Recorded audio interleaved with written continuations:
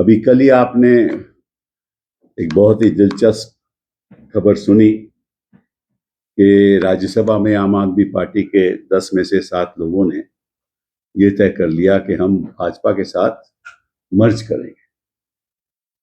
अब शायद ना भाजपा को और ना इन 7 लोगों को संविधान की ज्यादा समझ तो मुझे लगती नहीं, क्योंकि इनको खुद नहीं पता होगा कि मर्जर का मतलब क्या है।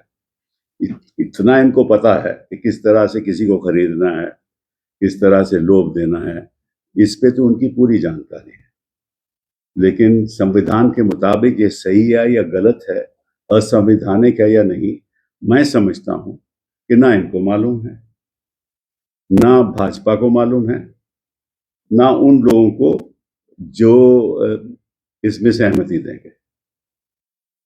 अब मैं आपको मर्जर की बात बता दूं। पहले तो आपको मालूम है कि हिंदुस्तान में 1985 में 10th शेड्यूल लागू हुआ।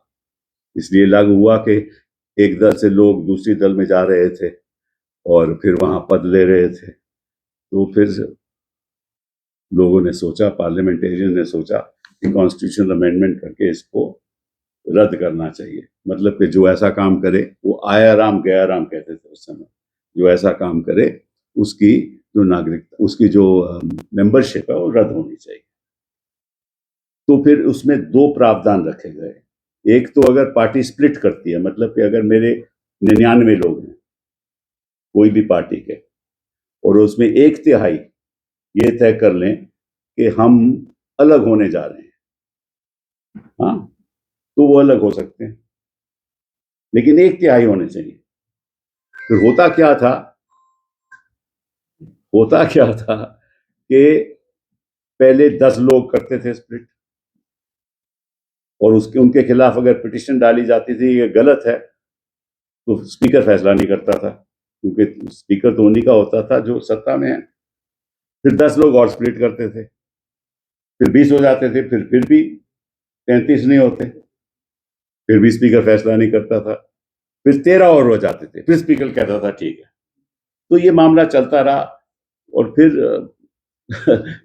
मेंबर ऑफ पार्लियामेंट सरकारों ने सोचा था ये बिल्कुल गलत हो रहा है, मतलब कि उस समय इसको डिस्क्वालीफाई होना चाहिए, और फिर सुप्रीम कोर्ट की जजमेंट आ गई। तो जो 1/3 का जो प्रावधान था स्प्लिट का, वो रद्द कर दिया, उसको निकाल दिया 10th शेड्यूल से। अब एक और रह गया मर्जर का। अब मर्जर का क्या मतलब है आपको मालूम है? मैं कहूं कि साहब, मैं मेंबर ऑफ पार्लियामेंट में कहूं मैं बीजेपी में मर्ज हो सकता हूं, ये तो नहीं हो सकता ना, ऐसे तो कोई भी मर्ज कर देगा। तो संविधान में लिखा है, 10th शेड्यूल में लिखा है कि सबसे पहले पॉलिटिकल जो राजनीतिक दल है उसको फैसला लेना होगा कि हम इस पार्टी के साथ मर्ज कर रहे हैं, ठीक है। मतलब कि आम आदमी पार्टी को, क्योंकि तो आम आदमी पार्टी की बात है, अगर आम आदमी पार्टी ऑर्गेनाइजेशनल लेवल पे बैठक बुला के रेजोल्यूशन पास करके यह तय कर लें कि हम भाजपा के साथ as a political party merge करना चाहते हैं, ठीक है। एक दूसरे किस्म का मर्जर भी हो सकता है कि मैं और एक और पार्टी मिल जाएं, हम दोनों कहें कि हम मर्ज करना चाहते हैं, दोनों रेजोल्यूशन पास कर लें और नई पार्टी बना लें, ठीक है। तो पहला कदम होगा पॉलिटिकल पार्टी, राजनीतिक दल को मर्जर करने का। फिर बात आएगी कि जो सांसद में लोग बैठे हुए हैं, सांसद में है, जो संसद में बैठे हुए हैं सांसद लोग हैं, उनका मर्जर कैसे होगा? पॉलिटिकल पार्टी तो मर्जर हो गया, समझ लीजिए उस पॉलिटिकल पार्टी के 10 लोग मेंबर ऑफ पार्लियामेंट है, लोकसभा के हैं। तो अगर वो 10 कहें कि साहब हम तो नहीं करना चाहते, तो उस समय तो वो मेंबर ऑफ पार्लियामेंट है ना। तो फिर इसमें लिखा है 10th शेड्यूल में कि उसके अगर 2/3 लोग, एक बार राजनीतिक दल का मर्जर हो जाए, उसके बाद 2/3 लोग मेंबर ऑफ पार्लियामेंट उस पार्टी के जो लोकसभा में होंगे, अगर वो रेजोल्यूशन पास कर लें तो उनका भी मर्जर हो जाएगा। लेकिन 1/3 का क्या होगा? अगर 10 में से 4 लोग कहें साहब, या 3 लोग कहें साहब हम नहीं मर्ज करना चाहते, तो फिर स्पीकर क्या करेगा? उनको एक सेपरेट रोल दे देगा, सेपरेट सिटिंग अरेंजमेंट भी दे देगा, वो अपने आप को इंडिपेंडेंट कर सकते हैं, क्योंकि 2/3 तो उस तरफ चले गए। तो इसका उल्टा नहीं हो सकता। मतलब पहले 2/3 राज्यसभा में या लोकसभा में मर्ज कर जाए, वो तो हो ही नहीं सकता, क्योंकि सबसे पहले तो पार्टी मर्ज करनी पड़ेगी। मैं आपको अब पढ़ भी देता हूं ताकि आपको समझ भी आ जाए जो मैं कह रहा हूं। ये संविधान में लिखा है, तो मैं सरल तरीके से आपको समझा देता हूं। ए member of a house shall not be disqualified under paragraph 1 of paragraph 2. Paragraph 1 of paragraph 2, where his original political party merges with another political party. मतलब कि एक पार्टी दूसरी पार्टी से मर्ज कर जाए तो वो डिस्क्वालीफाई नहीं होगा। So a member of a house shall not be disqualified under paragraph 1 of subparagraph 1 of paragraph 2, where his original political party merges with another political party, and he claims that he and any other members of his original political party have become members of such other political party, or as the case may be, of a new political party formed by such merger. मैंने समझा दिया। आप दूसरी party में चले गए या नई पार्टी बना ली, मैंने उदाहरण दे दिया आपको, ठीक है। पर पहले पार्टी का मर्जर होगा। Have not accepted the merger and opted to function as a separate group. उस पॉलिटिकल पार्टी में भी अगर मेजॉरिटी के हम मर्ज करते हैं तो मर्ज कर लें, माइनॉरिटी के हम मर्ज नहीं करेंगे तो वो भी सेपरेट ग्रुप होगा, वो अपना नई पार्टी बना सकते हैं, ठीक है ना। और उस नई पार्टी में जो मेंबर ऑफ पार्लियामेंट है वो कह सकते हैं हम नई पार्टी के साथ जाएंगे, हम पहली मर्जर से नहीं मानेंगे। आगे पढ़िए। And from the time of such merger such other political party or new political party or group, as the case may be, shall be deemed to be the political party to which he belongs for the purposes of subparagraph 1 of paragraph 2 and to be his original political party for the purposes of subsection. मतलब अगर मजमन बन जाओ तो आप नई party के आप सदस्य बन जाओगे, ठीक है। या बीजेपी में चलेगा तो बीजेपी मेंबर बन जाओगे, जैसे होता रहा। फिर for the purposes of subparagraph 1 of this paragraph, the merger of the original political party of a member of the house shall be deemed to have taken place if and only if not less than 2/3 of the members of the legislative party concerned have agreed to such merger.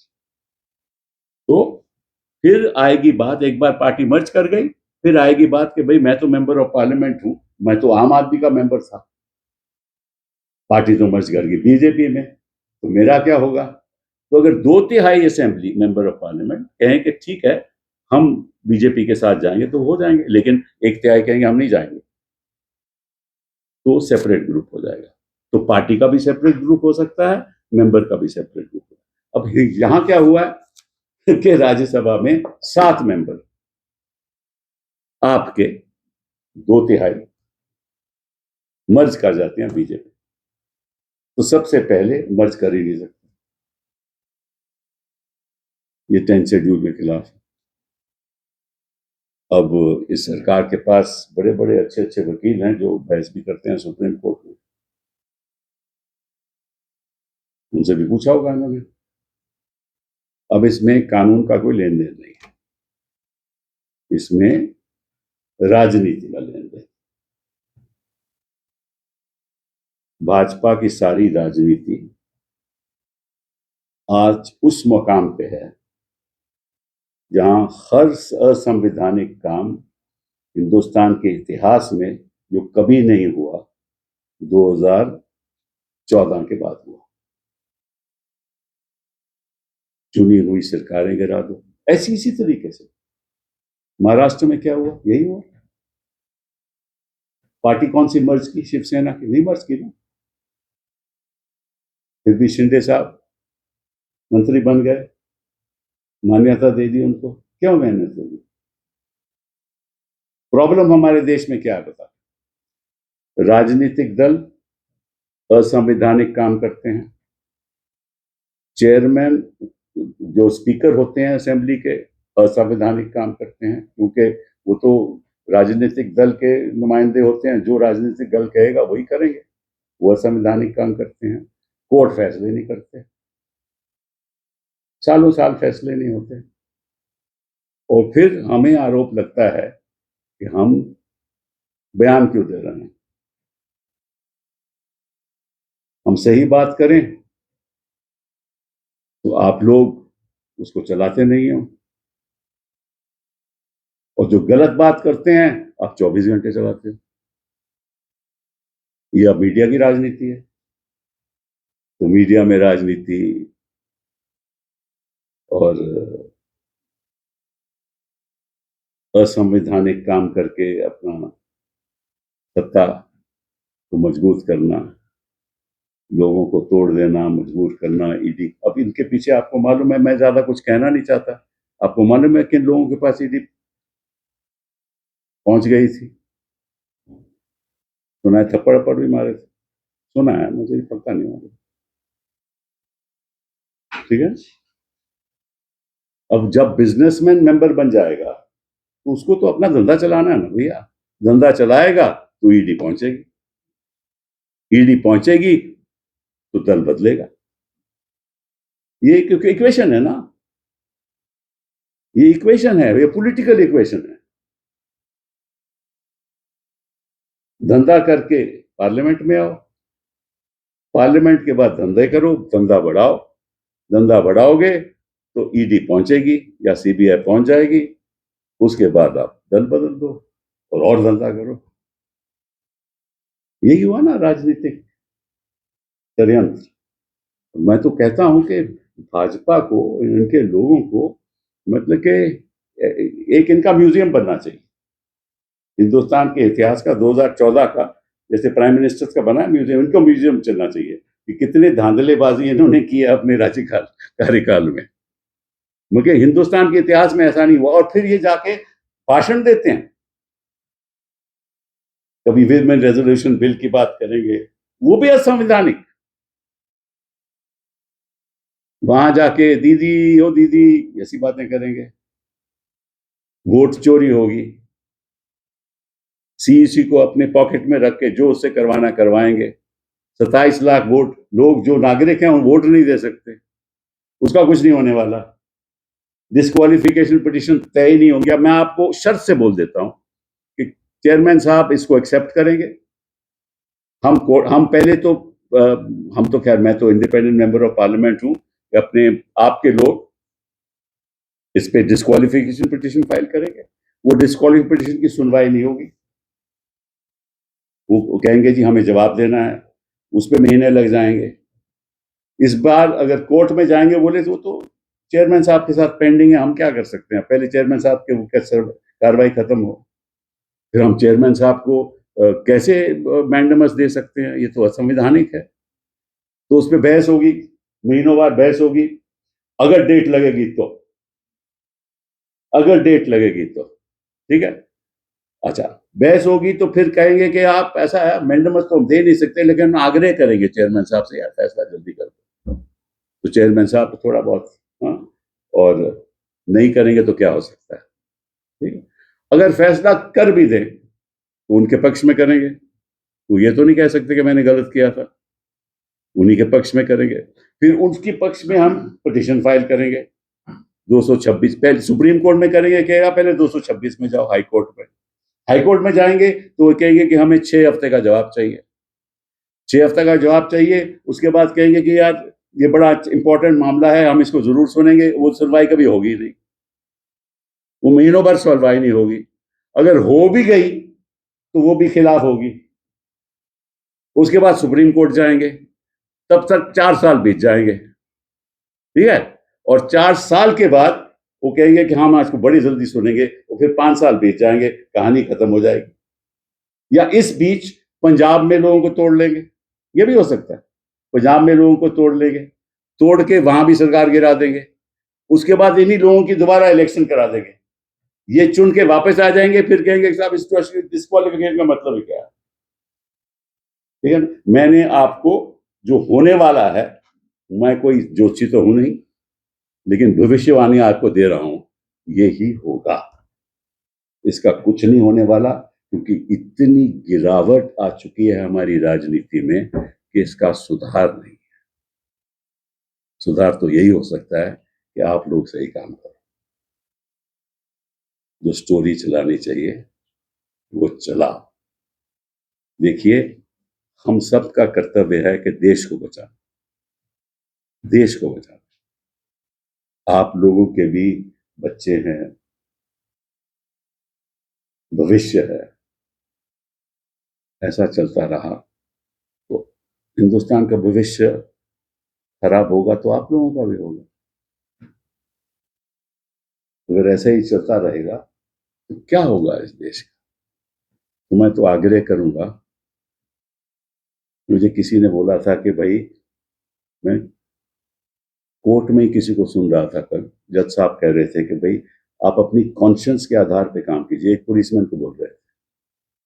तो इस देश में है किसी की conscience? चंद लोगों की होगी, मुझे तो ज्यादा दिखती नहीं है। तो आज मैं बड़े दुख के साथ आपके सामने आया हूं और यही पूछने आप लोगों से क्या होगा हमारे लोकतंत्र। बहुत बहुत धन्यवाद। Could you brief us in English as well? Sure. There are sources are indicating that the chairman has accepted the letter of resignation. So I told you, मैंने भविष्यवाणी पहले ही कर दिया. I told you that's bound to happen, and I can brief you. The constitutional, the 10th schedule to the Constitution was enacted in 1985 and came into effect on the 1st of March 1985. Now, the reason for that was that at that point in time, there was what is called the disease of Ayaram Gayaram. Means that one person with one political party would shift to another political party, and there was no law debarring it. So they decided, let's have a 10th schedule, let's amend the constitution, bring about a law so that people can be disqualified if they do such a thing. That law was brought, and a political party could file a petition against a member of their own party if he violates that law. And what is the violation? If he joined a political party without being 1/3 of the members of that party in that house. So under the law of the 10th schedule, if 1/3 of a political party, say there are 99 members of one party in the Lok Sabha, if 1/3 split, then they will not be disqualified. Those 1/3 will not be disqualified under the law. That was given, that protection was given. But what used to happen was that first 10 would split. Then when a petition was filed, the speaker would not take a decision. Then another 10 would split. Then also he won't take a decision. Then another 13 would split. Then he will say it is fine. So this way the law was being misused, as it has been done, on several occasions in the past. So then Parliament decided, let's get rid of this concept of split. Let's retain the concept of a merger, which was the second ground for disqualification. Namely, that if I merged with a party, if a member said, I want to join the BJP, there can't be a merger. Merger will only happen under the 10th schedule if 2/3 of the members of that political party, in a resolution of the organization of that party, decides to merge with another political party, right? Then, supposing Aam Aadmi Party said we merge, in a resolution said we want to merge with BJP, and 2/3 of the organization, at the organizational level, they pass a resolution, then the merger will take place, right? But if 2/3 don't, then the merger will not take place. They can also do another thing, that two parties can pass resolutions for merger with each other and form a new political party. So if that happens, there can be no disqualification. Now, what happens if 2/3 agree and 1/3 does not agree in the organization itself? That 1/3 is entitled to set up a new political party, no problem. So 2/3 will merge, whoever wants to merge, and 1/3 will set up their own political party. But what happens to the members of the House in the Lok Sabha or the Rajya Sabha or in the Assembly? Now, for that, 2/3 of the members of the House, once the merger of the political party has taken place, are entitled also to merge, but not less than 2/3. So if 2/3 pass, if 2/3 agree and go to the speaker and go to on the assembly or speaker of the Lok Sabha or chairman, that look, we 2/3 of this house have decided to join the party which has merged with another, my own party which has merged with another party. In other words, we are from AAP. AAP has merged with BJP, so we should also merge with BJP. No, then they cannot be disqualified. There'll be 1/3 that are left.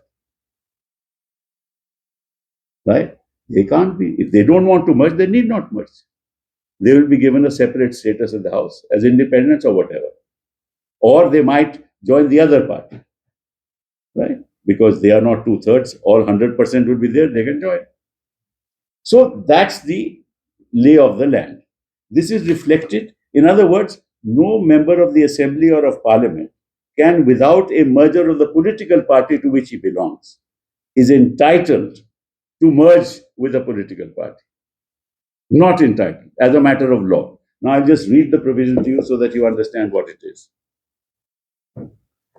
It says a member of a house shall not be disqualified under subparagraph 1 of paragraph 2, where his original political party merges with another political party, and he claims that he and any other members of his original political party have become members of such other political party as the case may be, of a new political party or a new political party by such merger, or have not accepted the merger and opted to function as a separate group. जो मैंने आपको समझा दिया.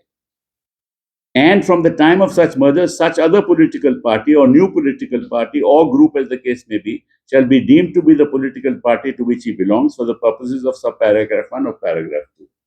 उन 1/3 लोगों का 1/3 people will not be subject to any disqualification because they don't agree to the merger. So if there are 10 members in Rajya Sabha, there are 3 still remaining. Right? They have not agreed to the merger. And Aam Aadmi Party has not merged. So they will say that we are the political party. We are still members of AAP. Right? And those other 2/3 have become members of BJP. Now, there is no merger of the original political parties. How can they become members of BJP? That is a precondition under the law.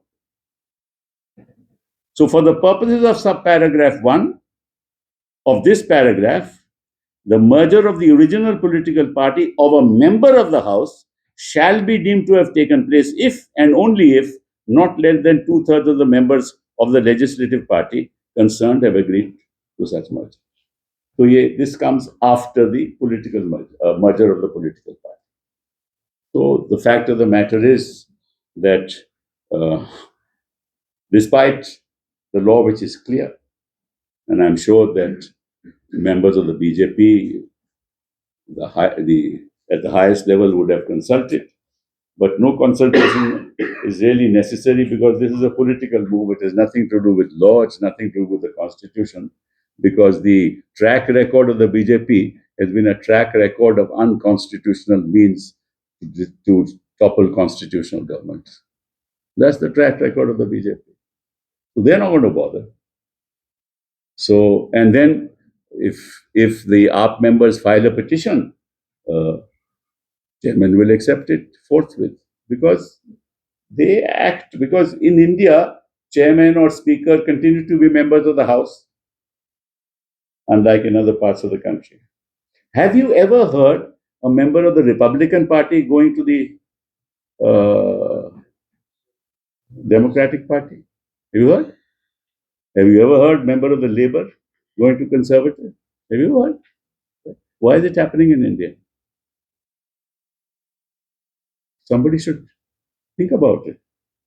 Why is it being allowed in India? It's a very sad state of affairs, no? Then you can, for the purposes of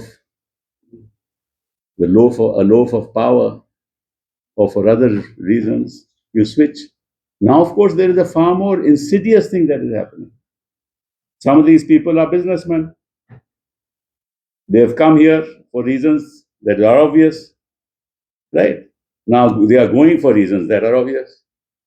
Well, what will happen to them? Some of them, I believe one of them was slapped around also. ED reached, right? Two of the others also, ED was keen to do justice to them. As you know, ED always does justice to the opponents in this country, right? So ED reached, and then they say, okay, now we have to continue with our business. So they will join the other political party. They have no choice in the matter. This is happening around all over the place. Because there is no level playing field in this country anymore. And even if you file a petition and the chairman will accept, what will you do? You ask the chairman to decide the matter quickly, he won't decide it. He will give time to the others. Then some of them will say, we want to lead evidence. Then that will go on. Then he will not decide the matter. You go to court, you go to the Supreme Court, they'll say, no, you go to High Court. You go to High Court, they'll say, okay, we'll issue notice. Notice will be issued. The other side will say, we'll take 6 weeks' time. In the meantime, what year would have passed. And then, of course, they'll say, we can't issue a mandamus. How is it? He's a constitutional head. He's the chairman of the House. How can we issue a mandamus to him? That whole debate will start. And nothing will happen. In the meantime, no decision will be taken. At some stage, Supreme Court will say, at least decide the matter. Then at that stage, he will say, okay, I will decide the matter. That will take another 6 months. Then that decision, of course, will be in favor of the party to which the chairman belongs or the speaker belongs. Then if that is in favor, then again, the challenge will be made in 32. They will say, no, go to the High Court. Then it will go to the High Court. Then the High Court will leave time. In the meantime, 2.5 years will pass. By the time it is heard, 4 years will pass. In the meantime, they will topple the government in Punjab if they can. And then there will be a fresh election. And then everything will be over. And the Supreme Court would not have decided. High Court. This has been the track record. So the chairman will not do the right thing. The speaker will not do the right thing. Courts will not decide the matter. Matter will be lingering on, right? Where do we go? A citizen can't go anywhere, right? And then we hear people from the court saying people should act according to their conscience. Where is the conscience of people in this country, especially of people who are holding high positions and who use institutions like the Election Commission and institutions like the ED and the CBI for their partisan political ends? Where is the conscience of this country? This country is losing its soul. Forget about conscience. As a nation, we are losing our soul. I mean, somebody outside this country can say, and dare to say to this country that this is a hellhole. And the Prime Minister of India doesn't respond. Can you imagine? We are a 140 crore country. And the which guru cannot respond? I mean, you cannot respond to a president of the United States telling that India is a hellhole. You don't have that kind of courage. What courage will a chairman have in deciding a disqualification petition if the Prime Minister doesn't have the courage to even respond to President Trump on this? You keep quiet. The way you surrender is the way AAP members surrender to you. It is the same. There is no difference. We have surrendered to all machinations of this government which are unconstitutional because we do not have the courage to stand up and say this is wrong, and at no level do we have that courage. Petitions lie for years in courts without being decided. Anyway, it's a sad day. It's a sad day for you also, because ultimately, who are the ones who can stand up and say no? The media and the court. Nobody else. Citizen doesn't have the power, doesn't have the capacity to fight the establishment. But where we are and where we are going is when the history of this court, the history of this country will be written. These will be the darkest days. I hope at the end of the tunnel we see some light. Thank you very much. Sir वो ज्ञानेश कुमार जी पे जो impeachment के लिए क्या? ज्ञानेश कुमार हाँ हाँ, impeachment होनी चाहिए, एक बार दो बार नहीं, जब जब भी मौका मिला होनी चाहिए।